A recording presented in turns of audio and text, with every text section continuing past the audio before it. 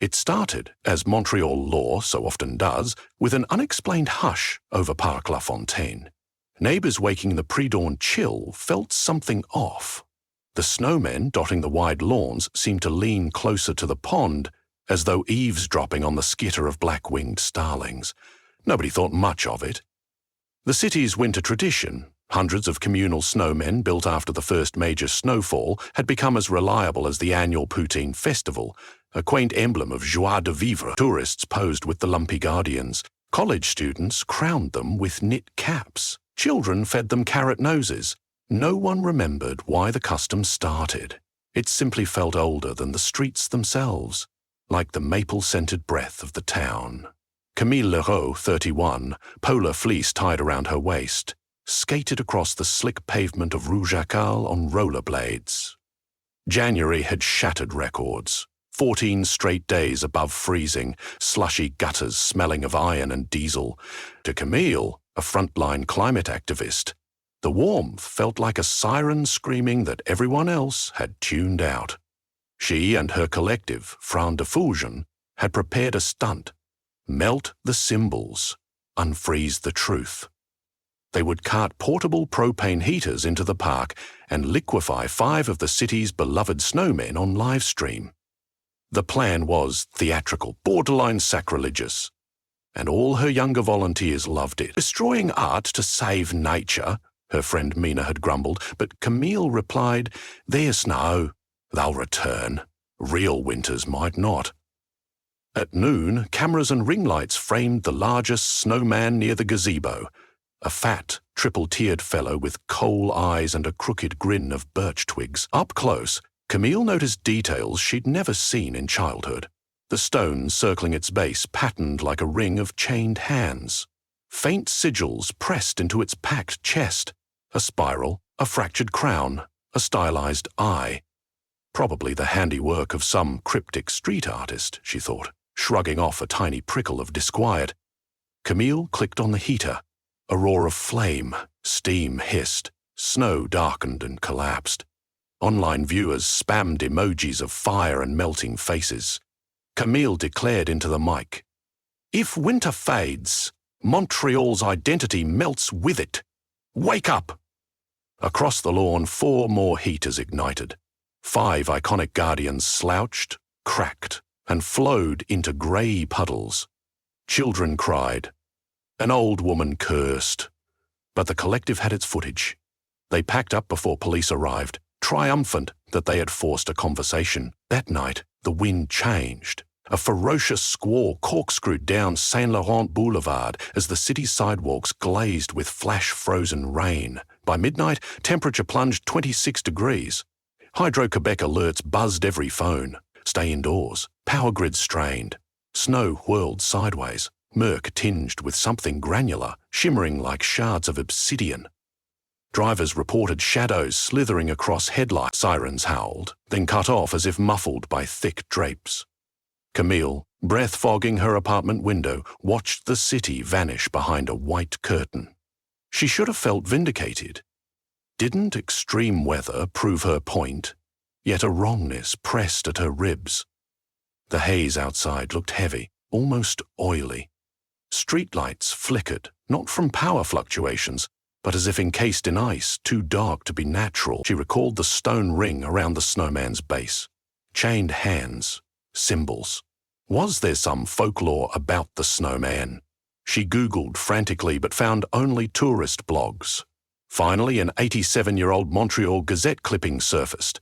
Côtenay des Nègres, residents erect pact effigies, 1922.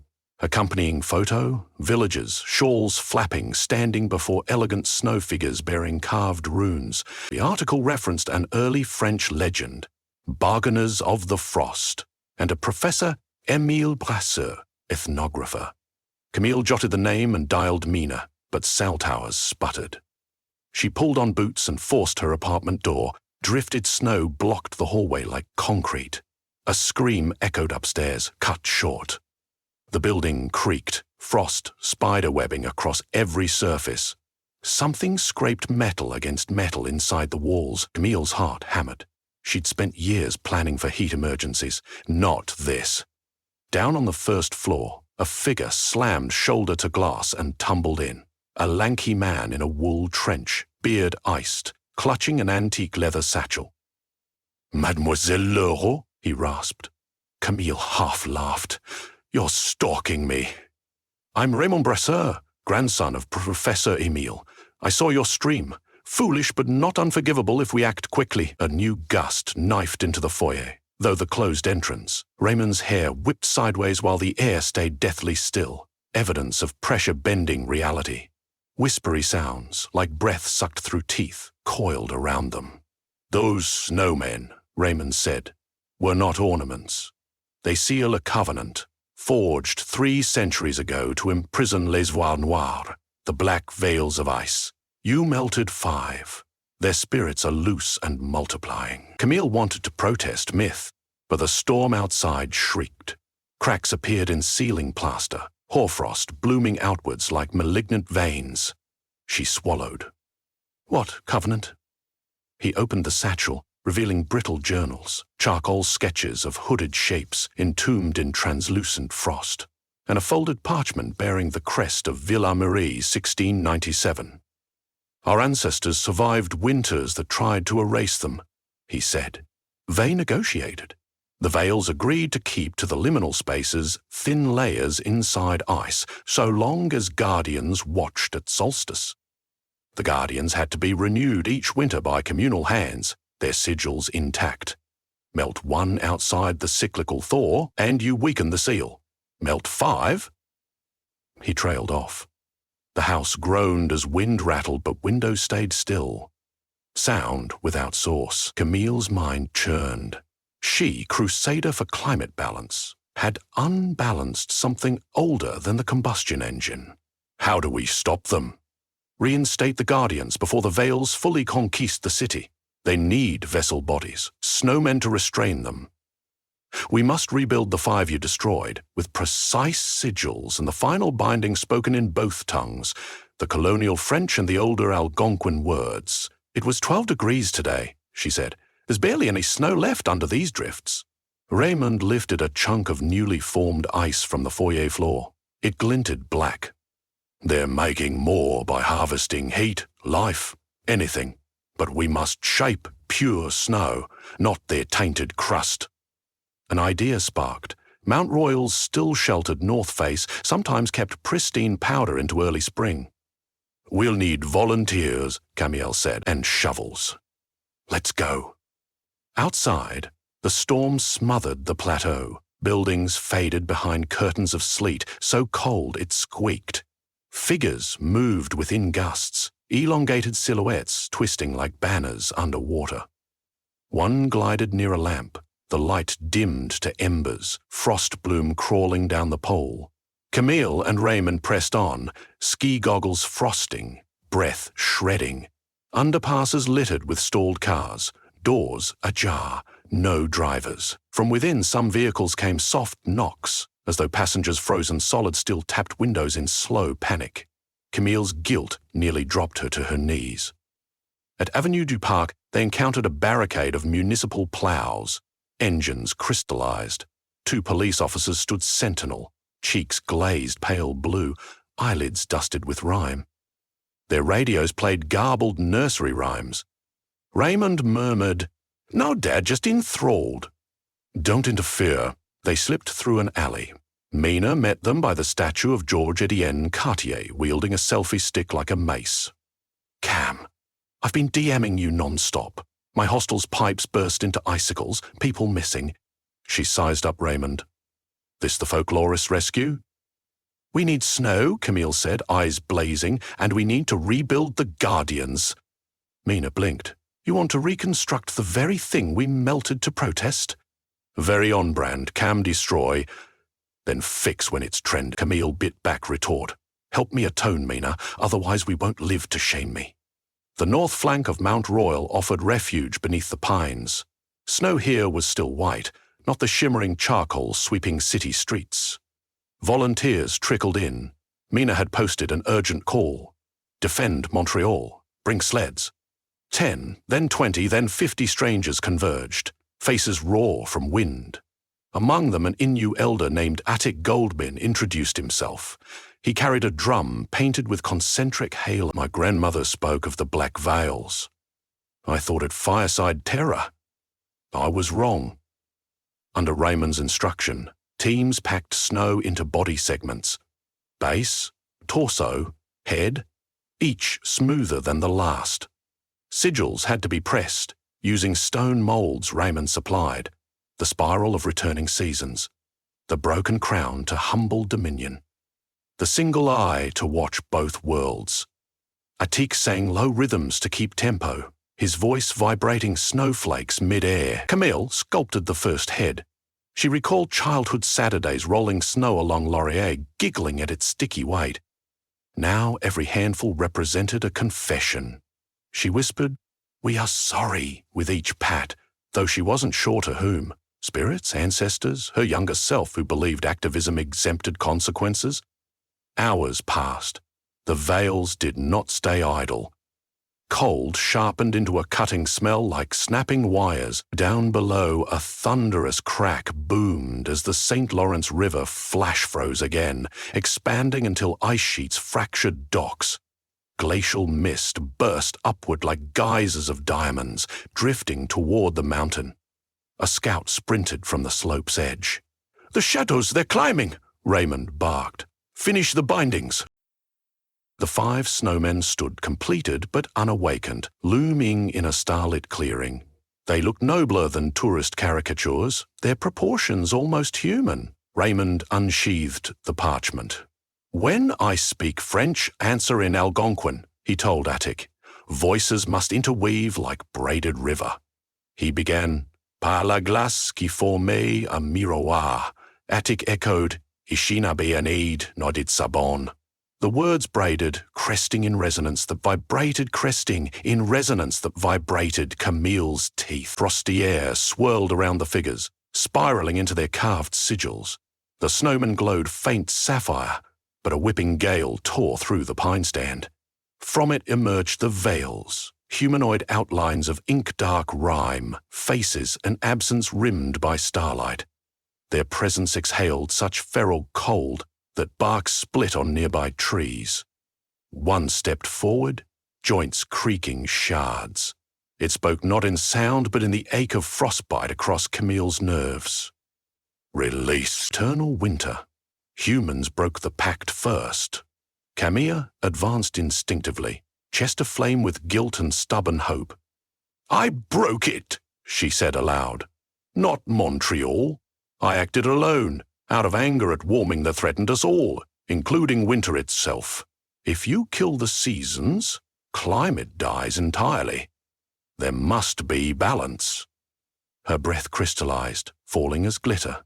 The veil cocked its head. Another memory stabbed Camille. The eye sigil carved on each guardian, perhaps not just to watch the spirits, but for the spirits to watch the world through. "We offer you sight again," she said. "Occupy the guardians. Taste the snowfall, the tempests, the thaw. Share in restoring equilibrium instead of shattering it," Raymond whispered. "Slowly raise your palms." Camille extended her hands.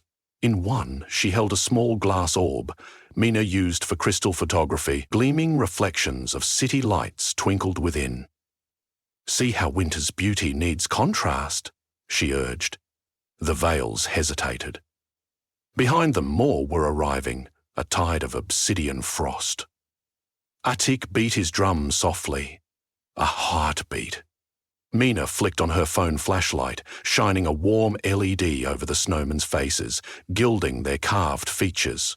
A core group of veils streamed like smoke tendrils into the snowmen's sigils. Ice crusts along their outlines softened, turning white. The guardians' coal eyes lit with inner aurora. Yet several veils refused, swirling angry vortexes. They lunged toward Camille. Raymond thrust a mason jar of powdered salt into her hands. "Sigils require sacrifice. Mark yourself." She poured salt over her wrists, stinging cold skin. The rogue veils recoiled, shrieking telepathic knives. Camille felt blood pound. She stepped closer to the converted guardians. "The pact stands renewed," she declared. "Witnesses abound." She gestured to dozens of volunteers, their breath plumes weaving into a communal cloud. Attic chanted final lines. The guardians raised snow arms in unison. Trails of starry frost lassoed the rogue veils, drawing them in until their substance fused inside the effigies. A deafening silence followed, like the moment after a cathedral bell stops. Then the wind died. Snowflakes drifted soft and lazy as feathers. Sunrise stained the skyline amber. The city below glistened under a fresh quilt, unmarred by black frost. Temperature slithered back to a gentle -4 seasonal. Forgiving, Camille sank to her knees, tears flash freezing on lashes. Mina hugged her. Around them, volunteers cheered quietly, aware they shared a secret the world would never fully believe. Yet their work wasn't finished.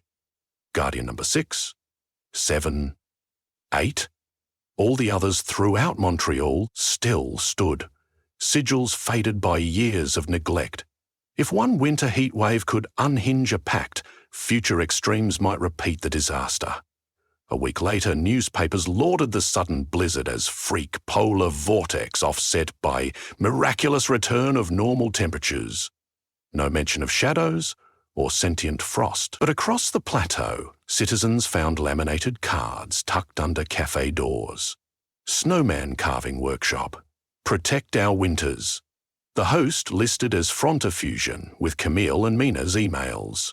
Classes met each Saturday. Raymond lectured on glacial folklore between sips of hot chocolate. Atik taught rhythm while children stamped spirals with wooden molds. Montrealers learned the sigils as naturally as cursive. They rebuilt guardians district by district.